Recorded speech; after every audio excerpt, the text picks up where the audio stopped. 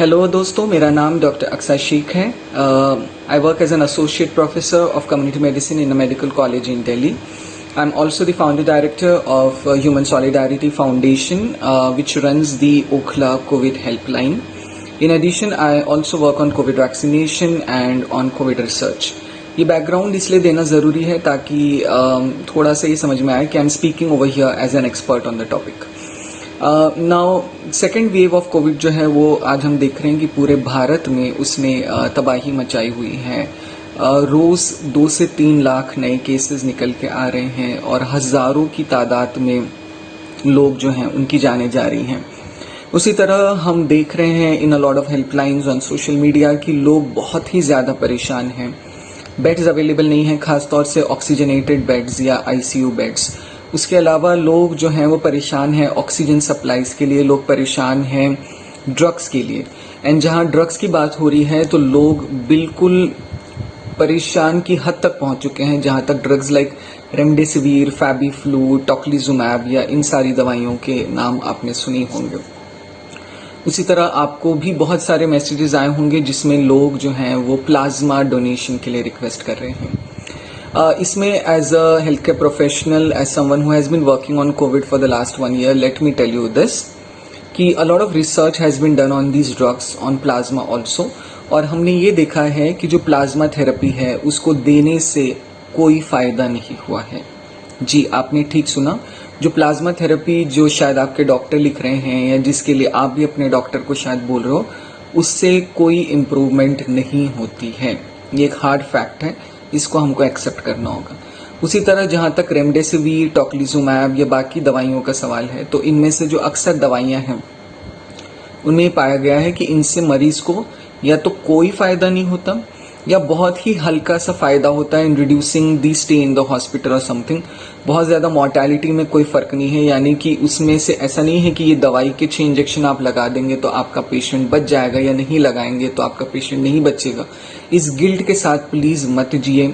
आज अनफॉर्चुनेटली लोग ये कह रहे हैं कि इसके लिए कोई इलाज अवेलेबल नहीं है तो हम जो चाहे वो ट्राई कर सकते हैं या हम जो चाहें वो मरीज को लिख के दे सकते हैं, पेशेंट के रिलेटिव्स को लिख के दे सकते हैं. तो प्लीज़ इस ट्रैप में मत फंसिए. Please use the evidence.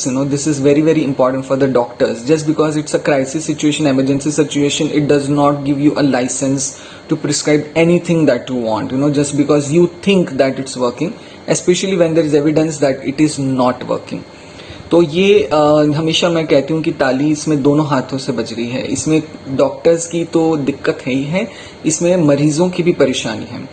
अक्सर हम डॉक्टर से सुनते हैं कि मरीज को ये नाम पता है और वो डॉक्टर्स को कहते हैं कि आप मेरे मरीज को रेमडेसिविर क्यों नहीं दे रहे हैं, या वो आपको इवन वायलेंट भी हो जाते हैं.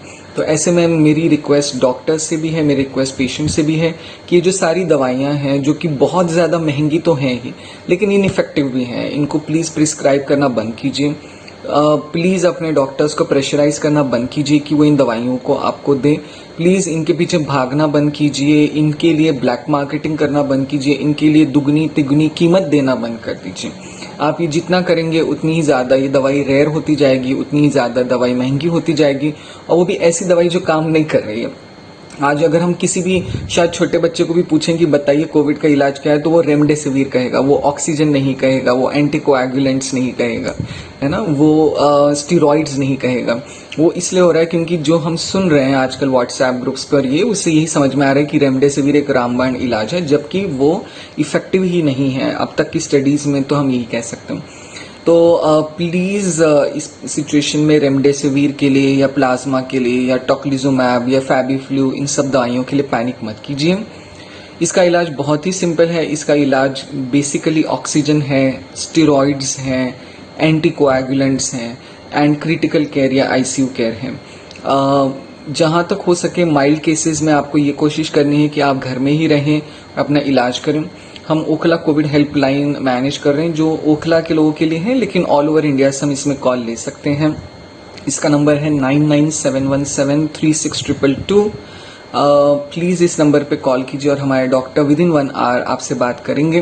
वो आपको सही सलाह भी देंगे, उसको आप फॉलो कीजिए, घर पे रहिए, होम आइसोलेशन कीजिए. और साथ ही जो लोग अभी बीमार नहीं हैं, जिनके फैमिली मेम्बर्स में लोग बीमार नहीं हैं, उनसे रिक्वेस्ट है कि प्लीज़ वॉलंटरीली जो है बाहर जाना बंद कीजिए, वॉलंटरीली मास्क पहनिए, डोंट वेट कि कोई चालान काटेगा आपका तब आप मास्क पहनेंगे, वॉलंटरीली मास्क पहनिए और कोशिश करिए कि एटलीस्ट अगले 2-3 हफ्ते तक अपने बिहेवियर को कंट्रोल करें ताकि इस डिजीज़ को जो है, ये जो सेकेंड वेव आई है, इसको हम काबू में ला सकें। यकीन मानिए बहुत ज़्यादा लोग परेशान हैं जब वो अपने लोगों को अपने आंखों के सामने जो है दम तोड़ता हुआ देख रहे हैं। तो इसमें प्लीज़ आप हमारी मदद कीजिए और मदद आप कर सकते हैं घर में रह के, मदद आप कर सकते हैं मिस इन्फॉर्मेशन को ना स्प्रेड करके, मदद आप कर सकते हैं खुद अपना ध्यान रख के। तो यही एक छोटा सा मैसेज मुझे आप लोगों को देना था। अगर कोई भी इससे रिलेटेड आपके कमेंट्स हों, सवाल हों, इस वीडियो के नीचे आप उनको ड्रॉप कर सकते हैं and will try and get back to you.